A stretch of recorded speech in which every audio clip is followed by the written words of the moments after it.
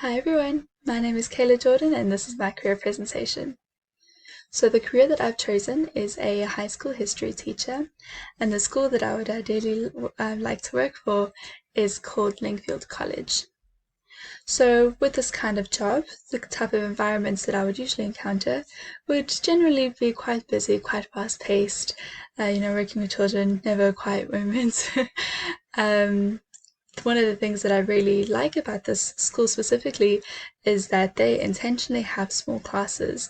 So that would be to help students get one-to-one learning, to make sure that they understand the work. So the students are usually limited to about 20 to 25 students per class, which I think is great.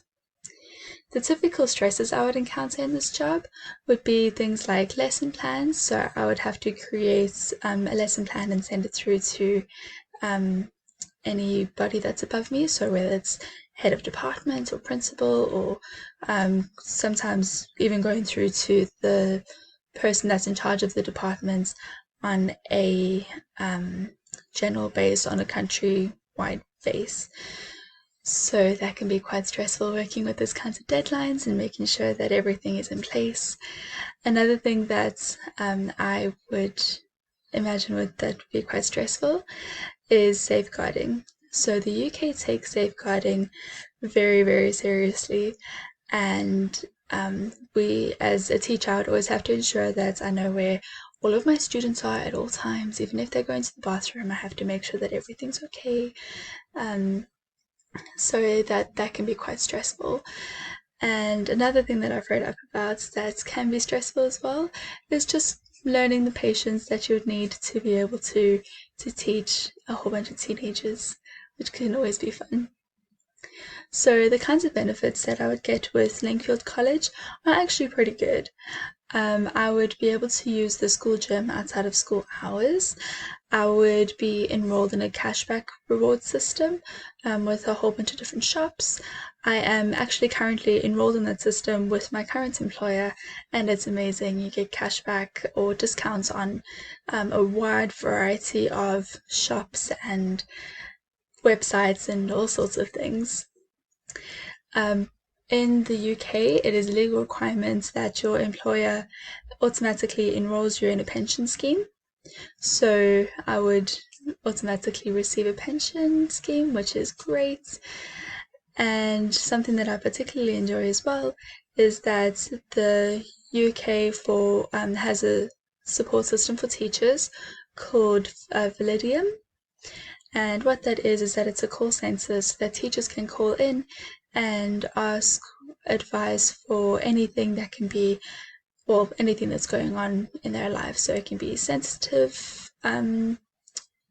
subject, or it can be something more along the lines of schoolwork, if they need some advice with that. It's just quite broad, and I'm actually really glad that the UK has that system in place for teachers, just so they can feel that extra little bit of support. And what I think is an amazing benefit is I would get free lunches, which is great. It wouldn't just be boring cafeteria lunches, it would be a lot more developed than that. So I can get vegetarian or vegan, or if I have any specific dietary requirements, the school would be able to cater for that. I've actually worked with students that have gone to that school, and they say that the lunches are amazing. So I'm actually quite excited about that. So the kinds of tasks that I would be required to do is obviously teaching, and along that comes with that would be grading and writing tests and exams and everything that's involved with that.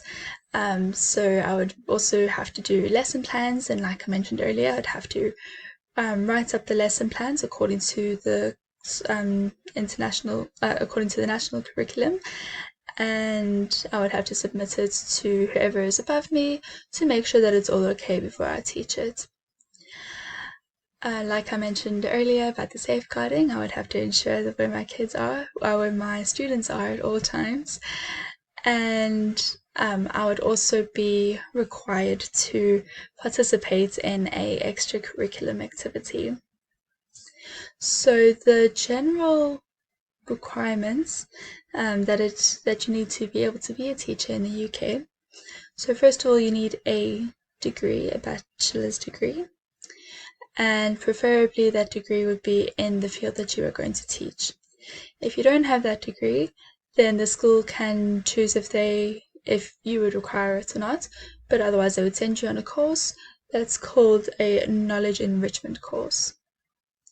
After that, you would study for a year, and you would be able to get your qualified teaching status, which is an essential to be able to teach. You can't teach without that. So that's basically just to kind of ensure that everybody knows what they're doing, what to expect, how to teach, the kind of problems that they would encounter while teaching.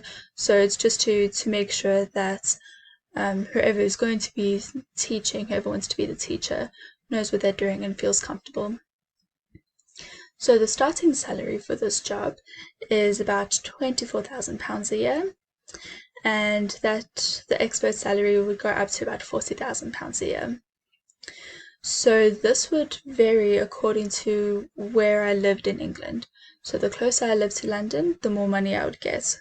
The teachers within the UK, though, are actually there's not very many teachers around. So because it's such a shortage, the government is busy placing in different systems and organizations and just different things to make teaching more appealing. So one of the things that they've done is that they have increased the starting salary.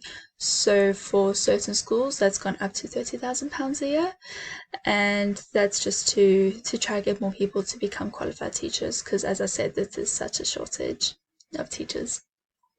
So I know that this is quite a random job to go to from a Bachelor's of Science in Marriage and Family Studies. However, I feel like that this background in marriage and family studies would be able to help me with my teaching. I think that it would be brilliant to be able to understand children in that kind of depth and to be able to understand the backgrounds, like the family backgrounds. So I've found from personal experience and seeing my friends as well that students are more likely to open up to teachers than rather going through to a counselor or a therapist or something, because they're more comfortable with the teachers. So I would like to have that kind of information so that I'm able to help when those problems arise. If you have any questions about my presentation, feel free to message me or leave a comment, and I will answer it as soon as I can. And thank you so much for watching. Bye!